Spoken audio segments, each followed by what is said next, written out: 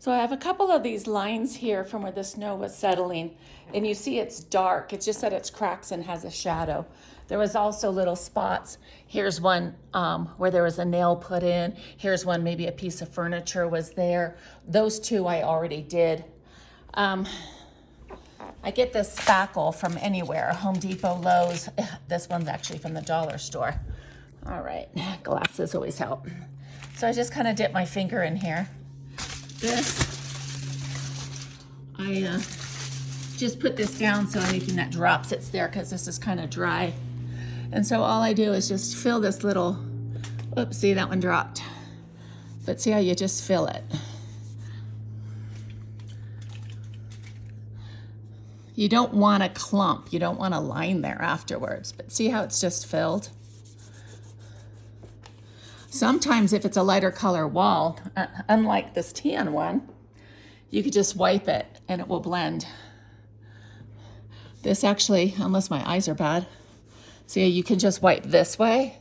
If you go this way, you might remove it from this line.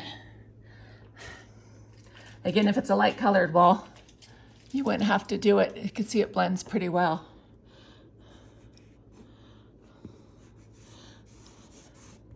I'm into detail.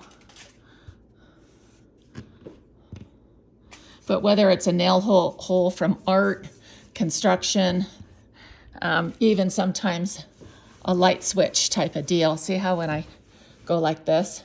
Now, even though you have the same paint color, it definitely takes more work to paint the whole wall. And a lot of times the sheen might be different. The mix, you could even see this one here. In the light, it actually blends. In the picture video, but that's probably from previous times I've done this. And what I do is just take a little bit, what I did trying to film this, I took a little dab from here, and then it's only on one side. So I'll just touch it up a little. If it's a light wall, you don't even have to paint it. Then I take the dry part of the stick and I just blend it in. You could do more or less work, whatever you feel like doing. Keep in mind the paint always looks lighter, so it dries darker. One time I did a whole room. I thought, oh my God, this paint is great. It's the right color. Because again, even though you do a color match, it's always a little bit off. The mixer doesn't always do it. It's the batch. Sometimes a wall gets dirty or fades out and it's not the same. Right now, again, this looks really light compared to my visual eye. Once it dries, it will dry darker. So last time when I thought that, wow, it was matching great, once it dried, I had dark spots everywhere. What else? Oh, the other thing is too, if you do not stir the paint well, the color will not be right. So make sure that you stir the paint well.